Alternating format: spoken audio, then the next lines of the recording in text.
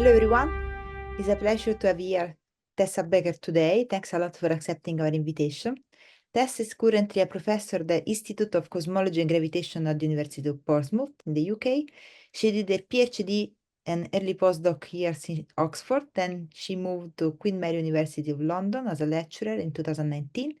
And then she's now at the ACG since 2023. The central core of Tessa's research is testing the laws of gravity and the nature of dark energy, but she's also interested in large-scale structure, lensing, gravity theory, voids, and simulation.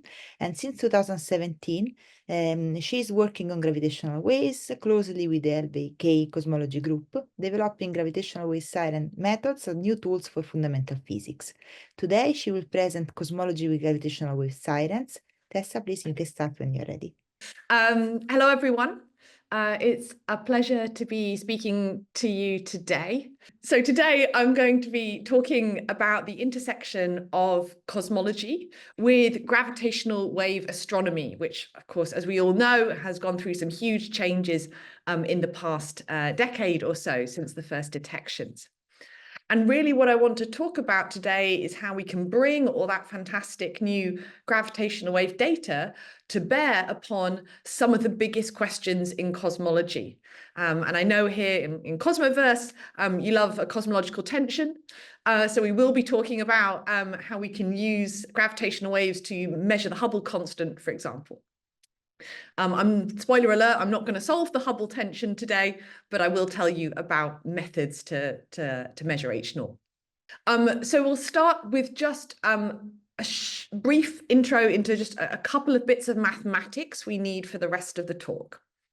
And then we'll meet the set of methods we're going to be talking about today to do cosmology with gravitational wave data. And those often go by the name of gravitational wave sirens. So we'll meet three kinds of sirens. There will be bright sirens, spectral sirens, and dark sirens. And we'll talk about what those are and how they differ. Then we'll look at the results to date. So how can we use those things to measure the Hubble constant? And we'll also talk about how we can use them to test the laws of gravity on large scales. So probing into the kind of dark energy question. And then number 4 here, we'll get into perhaps the most sort of technical sort of frontier part of this field. We'll talk about how we can improve some of these siren techniques using something called galaxy catalogue reconstruction. And then, of course, we'll wrap up by thinking about what's next for this particular field. Before we jump into all of that, let me highlight here my fantastic team of postdocs and PhDs at the ICG. The current team is on the slides here. You'll also see work from some former team members today. And of course, these guys are really underpinning a lot of the things I'm gonna tell you about. Okay. So let's get going. And as advertised, there's just 2 bits of maths I want to go over first. One of them is really simple and familiar to lots of you. The second one's a little bit more complex. So first of all, just a brief reminder of the luminosity distance redshift relation. So all of these gravitational wave siren methods we're going to talk about today, at their core, they work by associating redshift information to a luminosity distance. And the luminosity distance is something we measure directly from a gravitational waveform.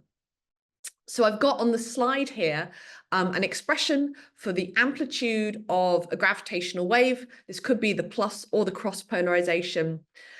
In a really simple case, so a pair of non-spinning binary black holes. And what does this depend on? Well, it depends on the chirp mass, which you remember is a particular geometric combination of the individual black hole masses. But actually, what sits here is not just the chirp mass, which would be curly m, but the redshifted chirp mass. So actually what we get from the waveform is this object with a factor of 1 plus redshift folded in. And that will come back to haunt us later. But besides all the angular factors to do with polarization and inclination, as we said, what we measure from the denominator here is this luminosity distance, which of course in a standard FRW cosmology is given by the expression here. And you're all well aware that within this expression, hiding in this Hubble factor here, are the major parameters of the lambda CDM model that we want to measure. So the Hubble constant, dark matter energy density. If we're doing a dark energy treatment, W0 and WA would be sitting in here. Okay, so that relation is going to be really important to today's talk. The second bit of mathematics I want to show you is a little bit of a flavor of the Bayesian framework that underpins these gravitational wave siren methods. Now, actually, this is quite a sort of fairly chunky derivation, so I'm not going to show you all of it today. I'm just going to show you a sort of cartoon version that sort of sketches out the basic pieces. Okay. So what we want to write down in this kind of sketch derivation is the likelihood for one gravitational wave event. Okay, and then the likelihood for the whole data set will just be a product of those. So we want to know what's the likelihood for the gravitational wave data that we detected, given some set of parameters lambda. And this set of parameters lambda is going to contain, for example, all our cosmological parameters, so the Hubble constant, etc. And also, just to sort of start mentally preparing us, I'll also indicate it could contain modified gravity parameters. So I'll just tell you there's a parameter that will pop up later called xi0, which is telling you about departures from GR. So all of those parameters are sitting in this vector. Okay, and we can expand this likelihood on the left as having been marginalized over another parameter vector, theta, which contains all the parameters of that individual compact object binary. So the masses of the two compact objects, their spins, everything else that describes the binary. And that means sitting in this object here, so the probability of theta given lambda, are things like the mass distribution model. So what do we think is the model of black hole masses in the universe, for example? We know that's not uniform, it has some shape, and assumptions about that are going to live in here. Let me highlight that I'm dropping a really important prefactor here, what we often call selection effects, which effectively normalizes this whole expression, and that quantifies effectively how many sources we could have detected in principle, given our detector network that we're studying. Okay, but we're not going to worry about that factor today. And so sitting in here, this likelihood of gravitational wave data given our cosmological parameters and our parameters of the binary theta, this is effectively the posterior samples that come out of gravitational wave parameter estimation pipelines, right? That's what we get once we've analyzed the strain data. Now I'm going to expand this expression on the right-hand side just one more time. And I'm going to show that actually it's been marginalized implicitly over redshift. Because although we can't measure a redshift directly from a gravitational waveform, of course, in principle, in a given cosmological model, that gravitational wave source is sitting at some redshift. So we've marginalized over that. And so sitting here now is the expression for the prior on that redshift, again, dependent on our cosmological parameters. Okay, and so in this kind of, simplified version of the likelihood, you can see we've got sitting in here something that knows about luminosity distance. Remember, that's what we infer from the gravitational waveform, so that's sitting in our posterior samples. And we've got some sort of prior on redshift. And so, of course, that exactly brings us back to the luminosity distance redshift relation we saw before. So when we evaluate these kinds of likelihoods, we are bringing together information on DL and on redshift. And if we can pin down both of those variables sufficiently, we'll be able to get a measurement of all the interesting parameters that sit in this H of Z. So that's the starting point for these siren methods. And how these three kinds of sirens I'm going to tell you about differ. At their essence, at the core of it, they really differ in the way they inform us about this redshift term. So let's meet them. Okay, so we're talking about the sirens, and it's all about the redshift. So the first kind of siren, and we're going to work from simplest to the most complicated. The first kind of siren is a bright siren. These are multi-messenger events, so where we have a direct electromagnetic counterpart observed for the gravitational wave event. And of course, that allows us to uniquely identify the host galaxy of that gravitational wave system. And then we can quite straightforwardly get a spectroscopic redshift for that galaxy, for that source. Okay, so just bringing back our likelihood again, in this case, life's pretty simple. Remember, lambda are the things we want to measure, and to keep life simple for now, we'll be focusing on the Hubble constant, although in principle, there are other parameters in here. And in this case of bright sirens, this redshift prior is basically a delta function, right, around the true host galaxy redshift. So in this case, things are straightforward to evaluate, and this leads us to the posterior on the Hubble constant that was obtained from our one and only bright siren event to date, which was GW 170817. Okay, and of course, it's host galaxy, NGC 5993. You can see the kilonova here outside that galaxy fading over a period of about 2 weeks. So here is the famous plot. This was shown quite a lot back in 2017 when this event happened, but just to remind you of it, of course, it peaks, just perfectly in between the Planck measurement and the latest Shoes measurement at that time. So it's being very diplomatic between the electromagnetic measurements. But of course, the width of this posterior, the 1 sigma contours you can see here, are not really enough to settle the Hubble tension. So it's a nice proof of principle that we can constrain the Hubble constant with bright sirens, but obviously we're going to need more bright sirens to narrow down this posterior and make it a competitive measurement. The problem is, of course, more bright sirens haven't happened, right? 170817 remains our one and only event since 2017. And so gravitational wave cosmologists have had to get a bit smarter and think of other ways to constrain the same parameters without electromagnetic counterparts. So that leads us on to our second kind of siren, and these go by the name of spectral sirens. Now, this is a method we can apply when there's no EM counterpart to our gravitational wave event, but also we're not going to bring in any other information. We're just going to use the gravitational wave data by itself, and you'll see why I say that in a moment. So in this case, we can still get information in a statistical sense from the redshifting of features in the mass distribution of compact objects.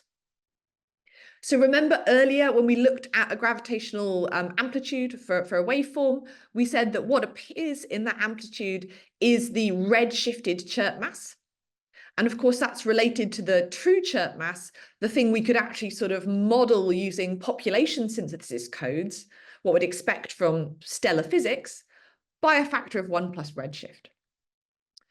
And so if there are features present in this mass distribution, we're going to see them moving in redshift for sources at different distances. Okay, just like we see emission and absorption lines being shifted, hence the name spectral sirens. So here is the inference of the mass distribution of black holes, binary black holes, I guess, from the O3 data, so the first 3 observing runs of LIGO, Virgo, Cagra. And what you're seeing on the x-axis here is the mass of the primary, so the heaviest object in the binary. And on the y-axis is a rate in some kind of units we don't really have to worry about today. The important thing is this distribution is clearly not flat. It's got this sort of downhill shape, but it's got bumps, it's got peaks. There's sort of good evidence for a peak here around 35 solar masses, maybe one at a lower value, about 10 or 11 solar masses. And it seems there's potentially some sort of cutoff or suppression at high values here, 80 solar masses or above. So if we had a lot of sources at different redshifts, we would see, for example, this peak position, which I'm going to quantify with this object mu, moving around in those sets of sources. Okay, and we can use that fact in our Bayesian formalism to get a handle on the redshift. Now, the downside of this method is that the features here, the slopes, the peak positions, are not themselves perfectly known right now. And so we have to infer them alongside our cosmological parameters. Okay, so we're now just not constraining the Hubble constant, we're also simultaneously constraining mu, m max, and a set of other parameters. Now, I'm not going to show you any results from spectral sirens alone, because what we tend to do is actually put this spectral siren information together with the next siren method I'll tell you about, which is dark sirens. So we'll talk about dark sirens, and then we'll look at the results of everything combined. So our third and final siren method, dark sirens, again, something we do when we have no electromagnetic counterpart, but now we are going to bring in an external data set. So we're going to use a galaxy catalogue that we hope covers the localization volume of our gravitational wave event to as great a depth as possible. And of course, that means we see lots of galaxies in that region, which could all be possible hosts of the gravitational wave event. So bringing back our likelihood expression that we had before, and just reminding you, theta was the parameters of the binary. That mass distribution model we just spoke about is kind of sitting in here.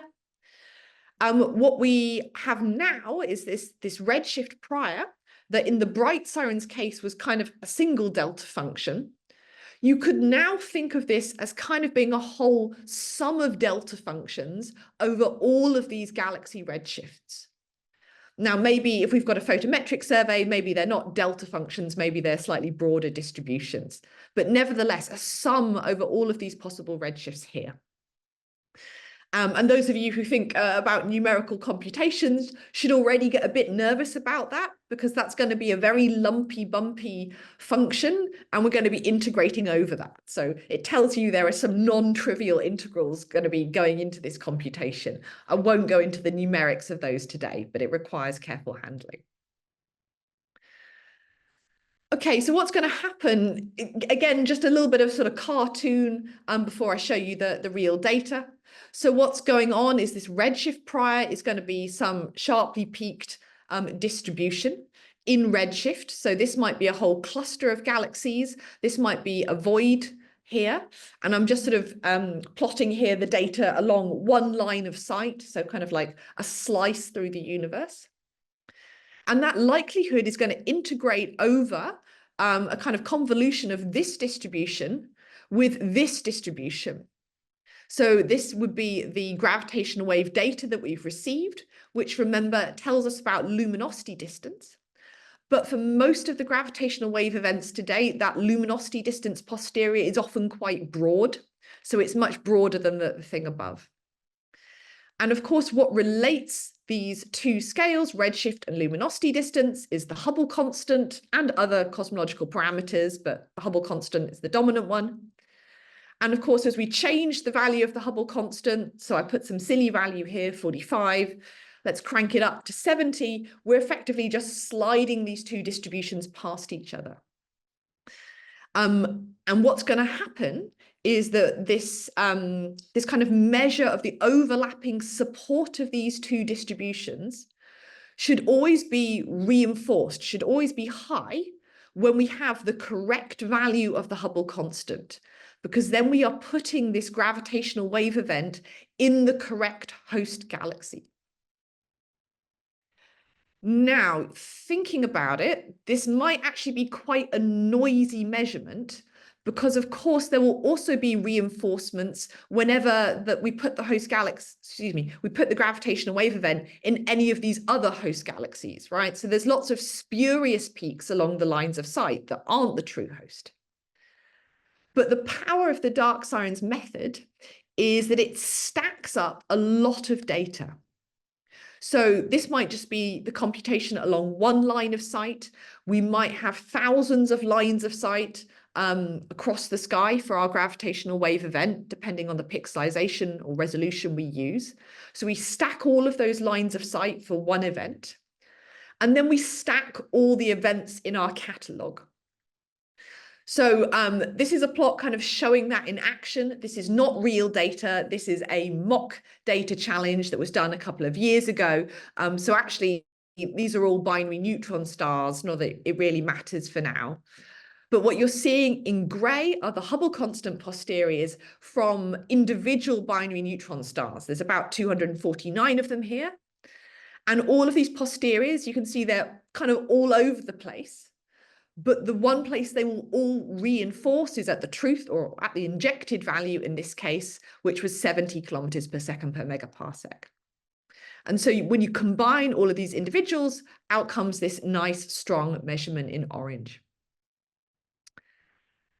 So that's the principle of the dark sirens method. And as I said at the top of the slide here, it works because you can use a lot of data. And the big advantage is you don't have to wait for special events like 170817. Basically, every plain old vanilla binary black hole that LIGO Virgo Cagra detect, as long as it's loud enough, can be used as a dark siren. And so we just gradually accumulate more and more data. Okay, so that's the three sirens methods. We've seen the result from the bright siren. So let me show you some of the results to date from the dark sirens, but really the dark sirens and the spectral sirens combined together. Excuse me if I take a sip of water. Okay. So some results.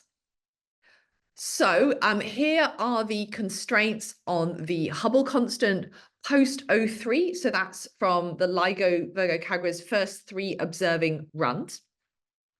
And a lot of this work that I'm showing today on this plot was led by Rachel Gray, who was a postdoc in my team. She's now at the University of Glasgow, and she's one of the leads of the code that's used to do this, or one of the codes that's used to do this, called GW Cosmo. And what you're seeing on the plot here in green is the bright siren, 170817, that we saw before. And in blue and orange are the dark sirens results for binary black holes in blue, for neutron star black holes in orange. And then in black is the combination of all the other 3 curves, blue, orange, and green. And of course, the bands in the background are, again, the EM data sets. So what do we see straight away?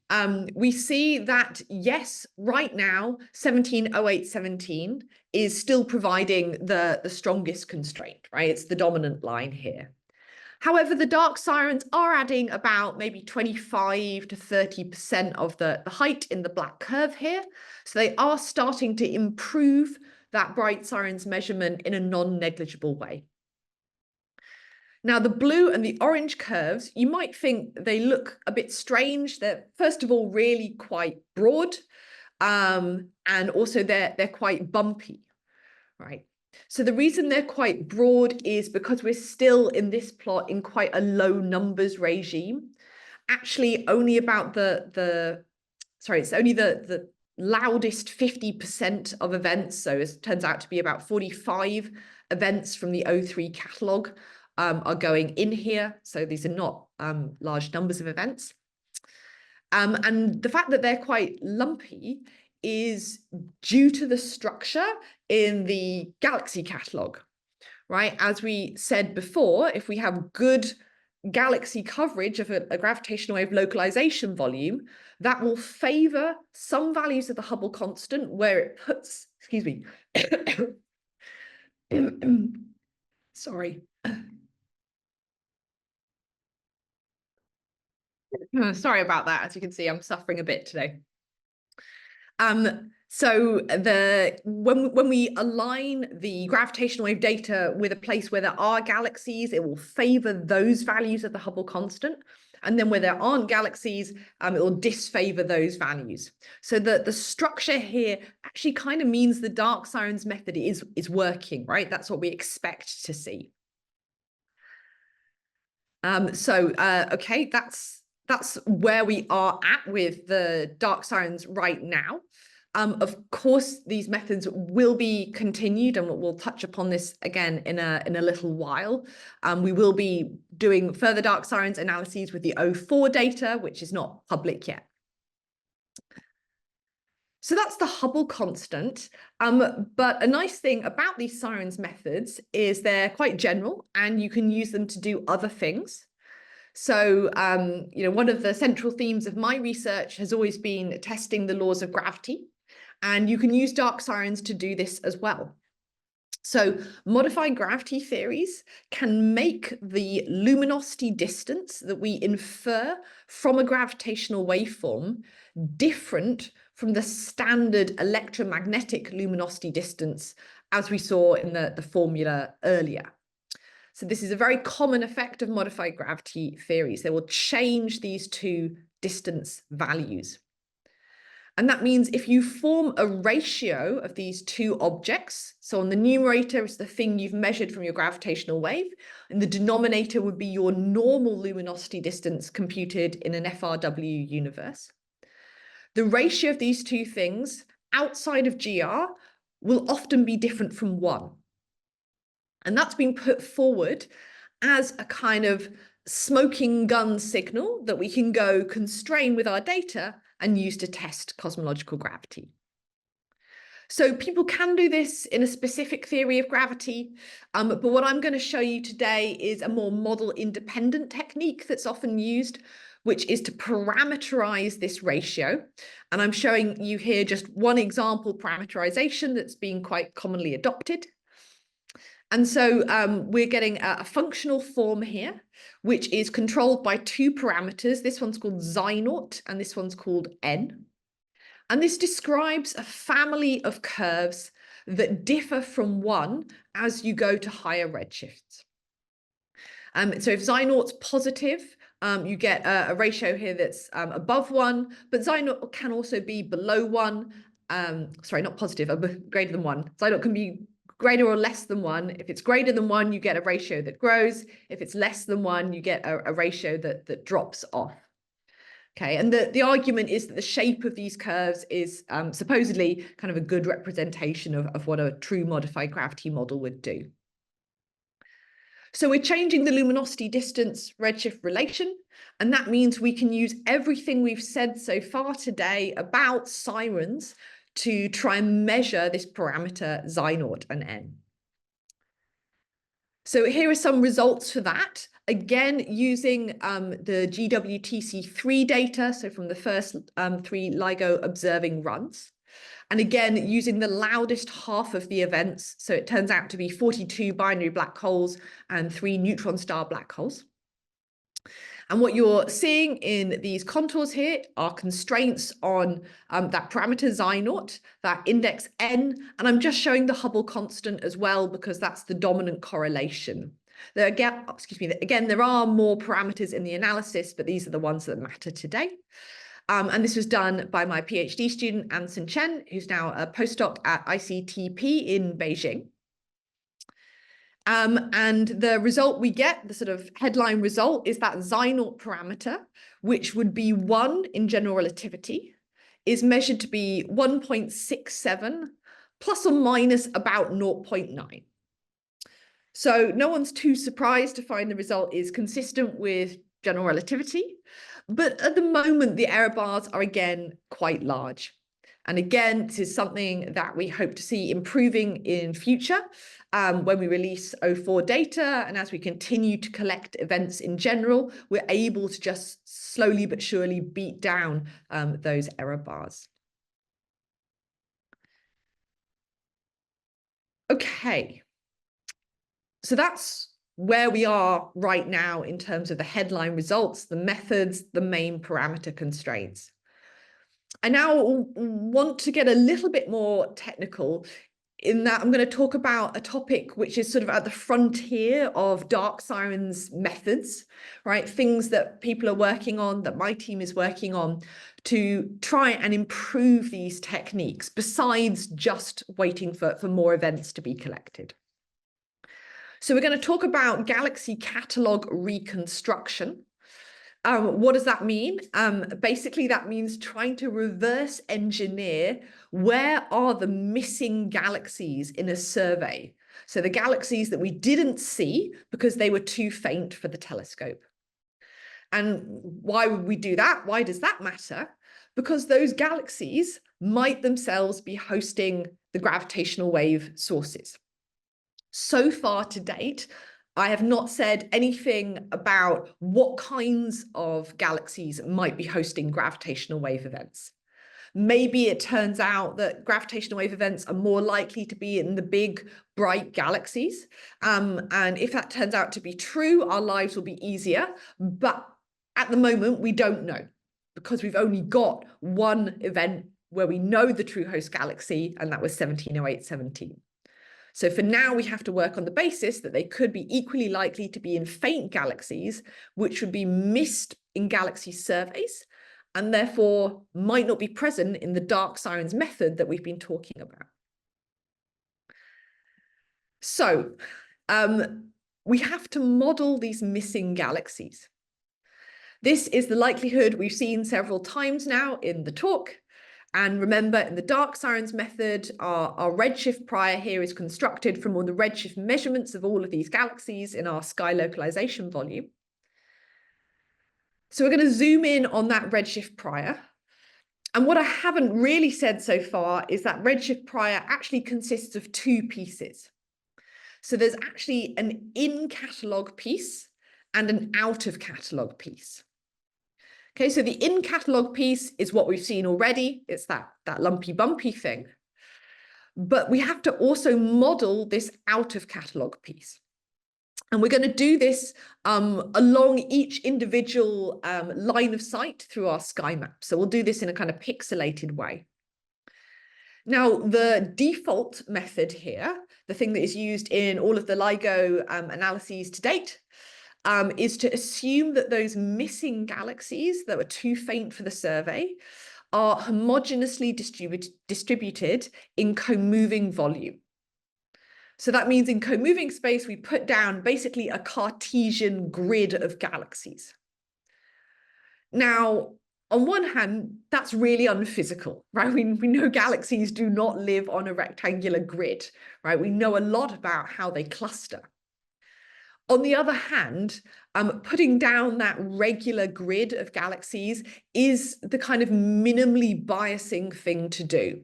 Because if you put galaxies down at regular intervals in that volume, you basically do not add or detract support for any particular H0 value. So at least you don't bias your results. But what we want to do is ask, can we do better? So just to show you some real data, I've been doing a lot of sketches and things so far, but here is a real line of sight redshift prior. So this lumpy bumpy distribution I've been sketching. And at low redshift, you can see it's got all these sharp spikes. Those are the individual galaxies that are in the catalogue. And then as we transition to higher redshifts, for this particular galaxy catalogue, this is the Glade Plus catalogue, you can see the distribution smooths out. And this sort of filling function, if you like, that takes us to that smooth line is that model for missing galaxies. So how might we do better than just putting down this rectangular grid? I'm going to tell you about two methods in brief that have been worked on in my group. They're in sort of different places regarding technical sophistication versus sort of applicability to the data. So let's start with this one. So this is some work by Konstantin Leider, who's been working on a fully Bayesian method to reconstruct galaxy fields from observations. And this sort of 3-panel plot shows the sort of basic idea in quick summary. So this is a little box of a simulated universe. This box is 250 megaparsecs on a side. We've just taken a slice through it, and we've pixelated it up. And the colors here correspond to the number of galaxies observed in a pixel. So on the left here, we've got the observations, what we might be handed from a telescope. And in the middle here, we've got the truth from our simulation. Okay, so obviously we're seeing much fewer galaxies than are in the true volume. And using Konstantin's methods, which I'll tell you a little bit more about, on the right-hand side, we have his reconstruction. So as the reconstruction of the truth given the data. And okay, it's not perfect comparing the middle and the right-hand panel, but you can see it does pretty well, particularly at recovering some of these features in the data, some of these arcs, where there's dark matter filaments. Those are actually quite well reconstructed on the right-hand panel. And that means we can get back some of these information about where the missing galaxies are clustered. Now, how Konstantin actually does this is that he sets up a very fast method for generating realizations of a galaxy catalogue. And that means starting from a Gaussian random field that we can sample from really quickly, using a technique called log normal galaxy distribution, which allows us to convert that into a log normal dark matter density contrast that we can then color with an appropriate power spectrum. So we give it the correct power spectrum of dark matter fields. We then have to apply a bias model that links galaxies to that dark matter density field. And then we Poisson sample that to produce mock observations. To produce the mock galaxy field, and then we apply a magnitude cut to that to get the full mock observations. So part of the work Konstantin did is making this whole pipeline very fast, so we can generate lots and lots of realizations. And the second part of this, which I'm not going to have time to go into today, was that he fleshed out the whole Bayesian formalism that underpins this process. So I'm showing this expression just as a kind of, let's say, a teaser to go read that paper. And the archive number was on the previous slide about how this is all set up. But I'll show you just another result instead. So the advantage of this being a Bayesian approach is that we can get errors on the reconstruction. So again, on the left, you're seeing the truth. And on the right-hand side here, you're seeing us sort of sample through lots of different possible reconstructions of that truth. And you see that the high density regions with lots of galaxies are quite stable, so we're confident about those. Whereas in the low density regions where we have fewer galaxies observed, we get a greater degree of uncertainty and therefore a greater degree of variability in our reconstructions. Right, and that's the important thing. Not only have we reconstructed the data, we also know accurately how much we can trust that reconstruction. So this is one method we're working on, applying it to dark sirens, so to fill in those missing galaxies. That's still a work in progress. So instead, I'm going to show you results from another method that's been developed in my team, which goes by the name of variance completion. And it's motivated by the same goals to fill in those missing galaxies, but it's done in a slightly different way. And this was led by Charlie DeLong, who's in the corner there. And what we do in this method is we minimize a kind of pseudo-Lagrangian. Really, it's like a kind of cost function, if you like, in each pixel of the catalog. And what this cost function does is it tells us how many galaxies we need to add, how many missing galaxies, to preserve the correct variance of the galaxy field. So that's something that can be measured at low redshift, and we can extrapolate with models to high redshift. And that's what this part of the expression is doing. This is the mean galaxy density and the variance on top of that. And this whole term here is kind of adding missing galaxies to the catalogue galaxies, NC, such that we get the resulting distribution has the correct variance that we expect for our universe. But it does it in a way that penalizes you for adding too many galaxies. right? So it's a sort of minimal reconstruction. And so we can do this in every pixel, again, of our simulations or on the real data now as well.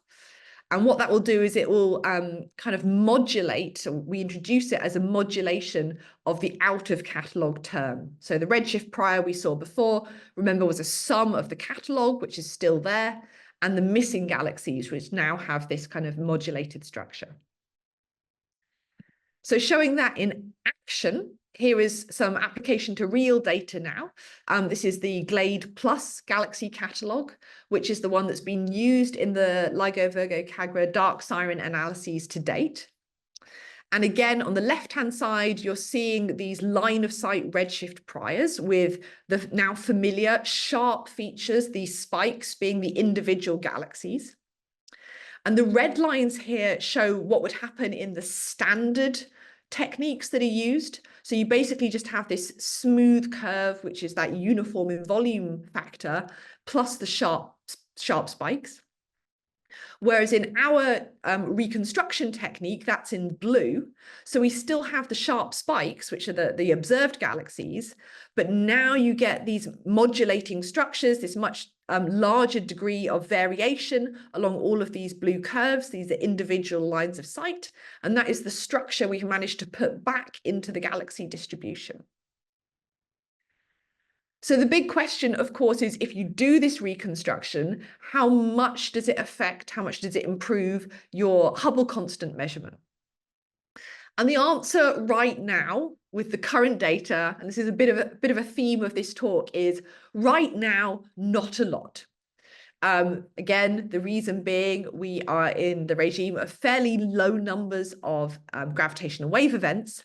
And in particular, the events that are public right now up to the end of 2003 have quite large sky localization areas. And that's a problem for us because these reconstruction techniques really work best when the localization is small.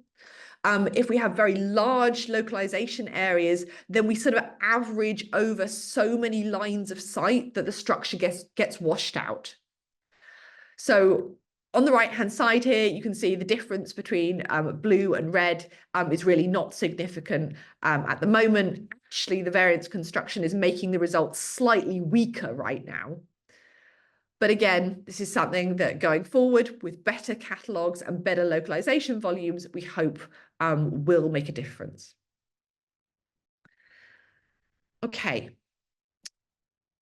So the last thing I wanted to talk about today, just a last couple of points, was just to perhaps give some sort of broader picture about where this whole field of gravitational wave sirens is going. So let's start with the thing I've kind of been saying all along. So in the short term, in 2025, we will have the release of the LVK 04A data. So we'll have more events and possibly, not confirmed right now, but it's possible we will be using a larger galaxy catalogue than has been possible in the past observing runs. And so with more events and a better, deeper galaxy catalogue, everything I've shown today about the dark sirens results on the Hubble constant and the effectiveness of catalogue reconstruction should improve. Excuse me.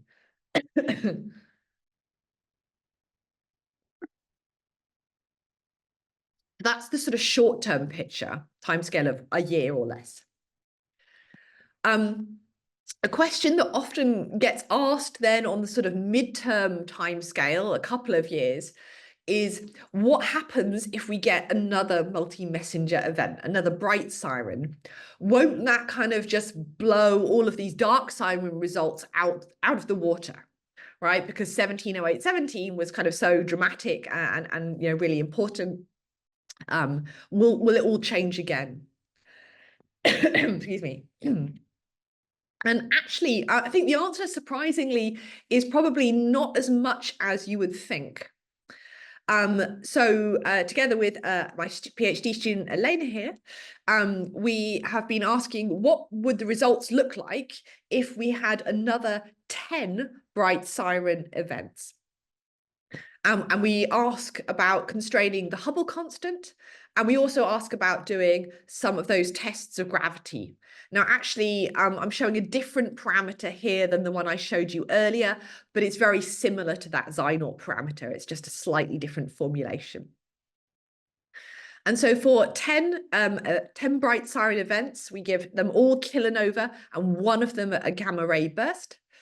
You can see the constraints on the Hubble constant up here, plus or minus about 4.6 kilometers per second per megaparsec in this case.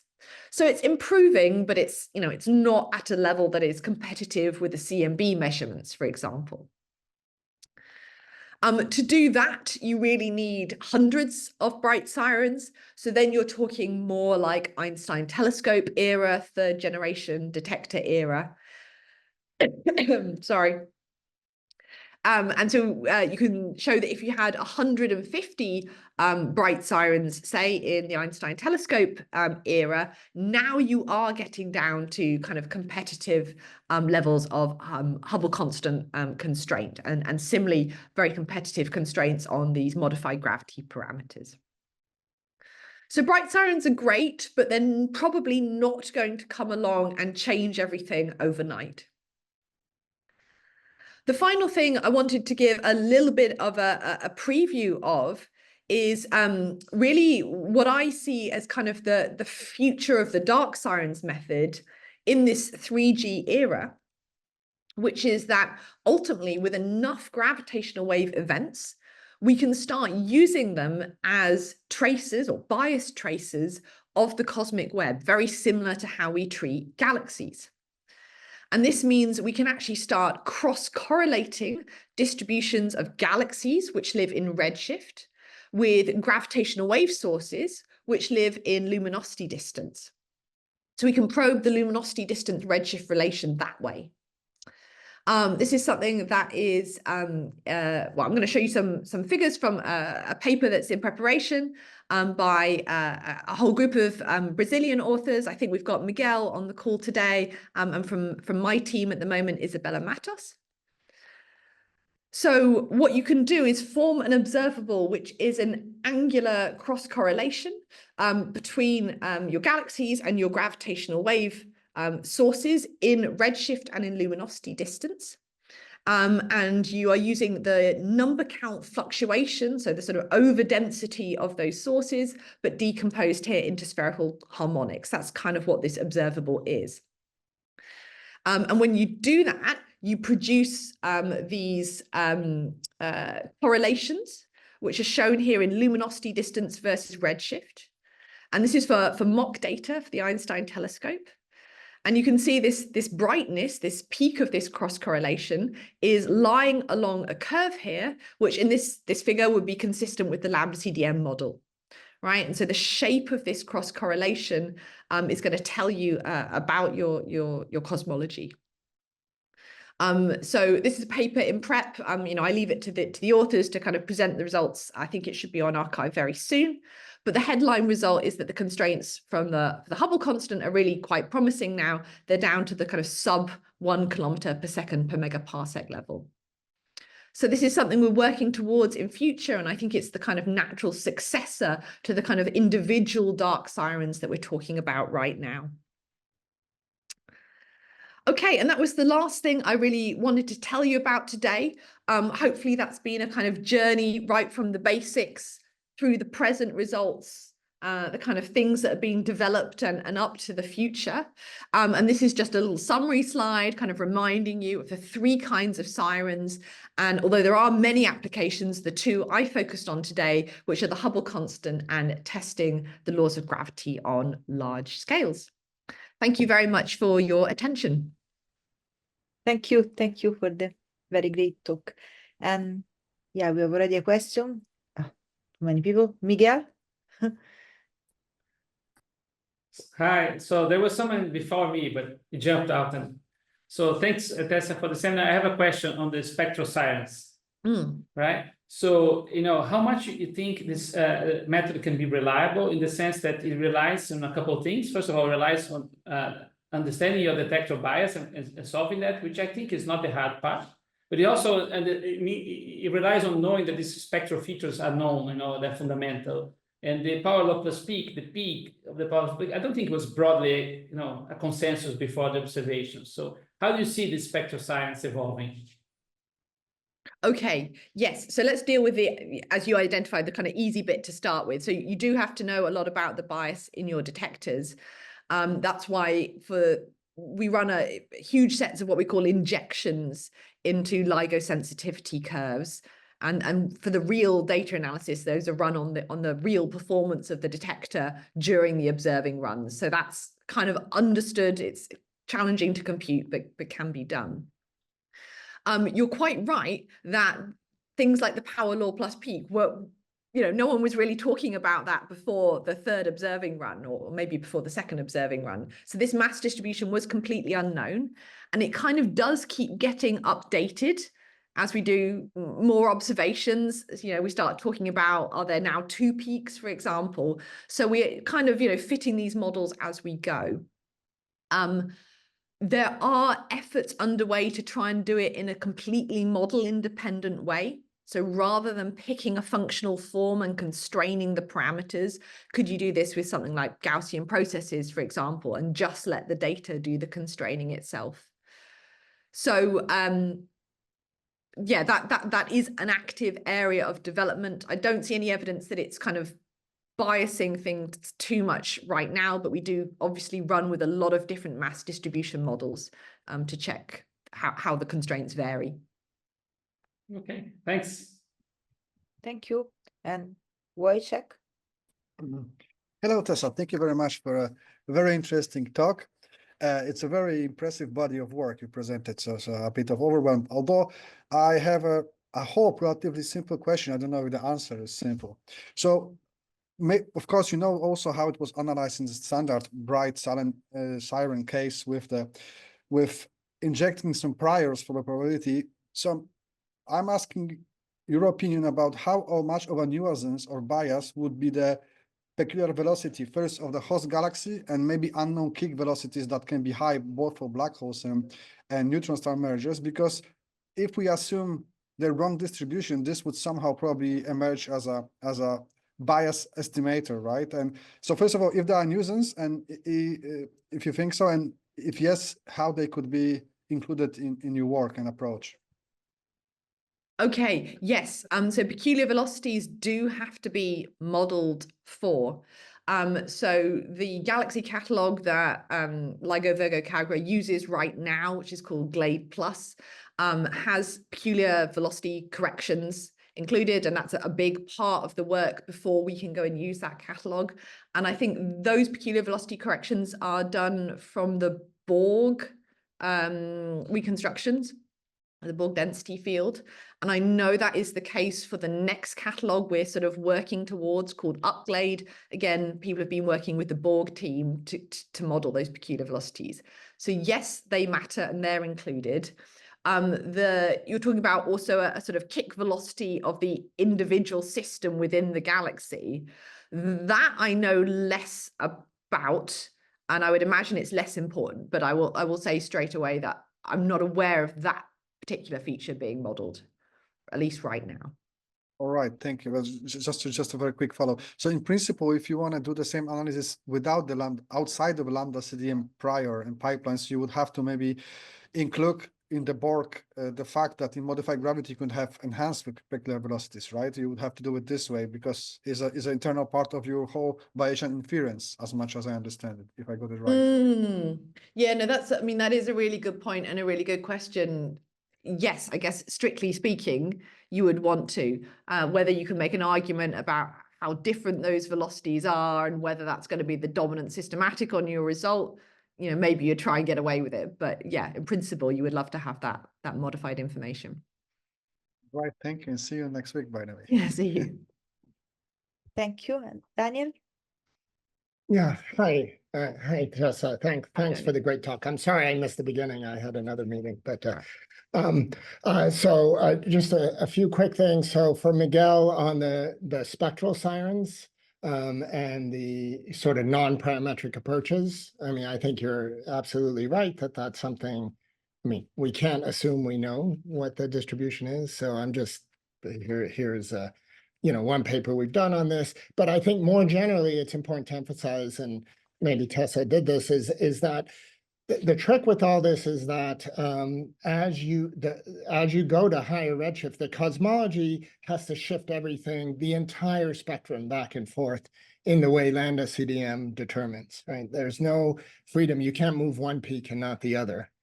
And it's because you're really fitting to an overall shift that this method is, quite powerful, like surprisingly powerful. So I wouldn't think of it as you're locking onto one feature. You have to know what that you're locking onto a kind of overall shift in the entire mass distribution.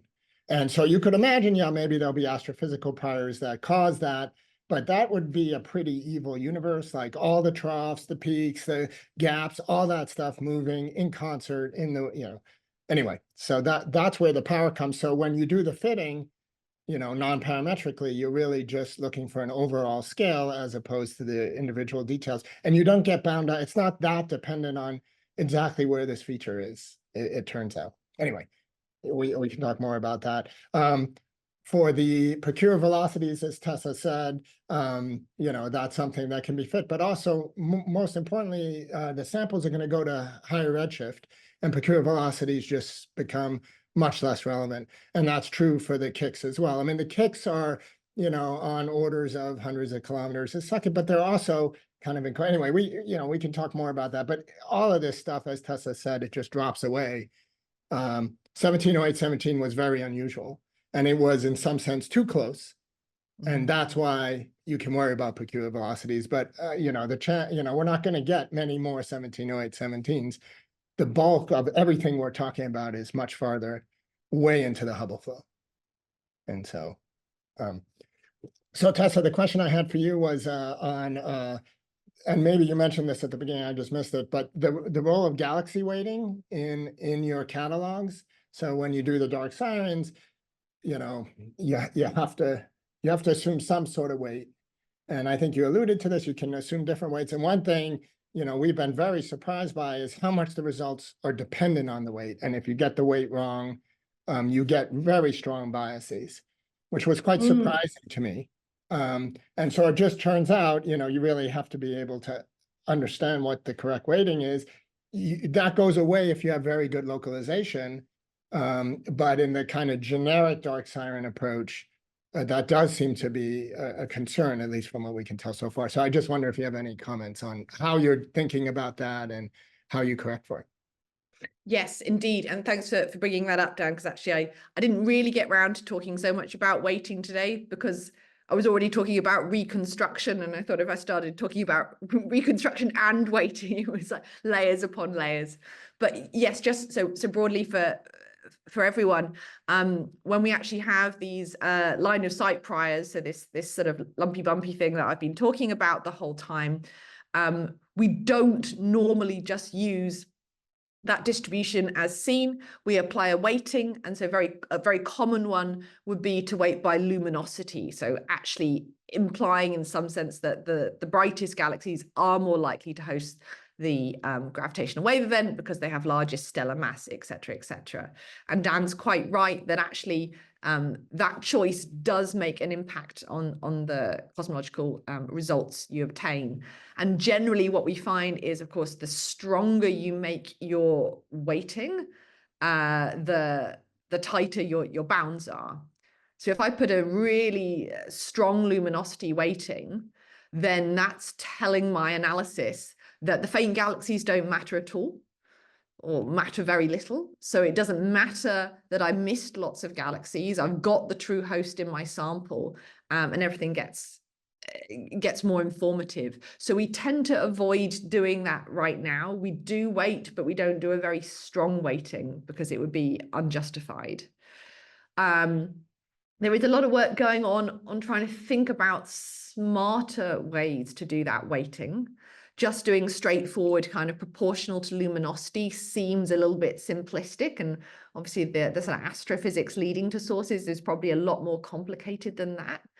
But to model that then requires a kind of combination of population synthesis codes with galaxy astrophysics, right? And I'm aware of a couple of codes, and I can post papers and things that do that, but I think is an underexplored field right now.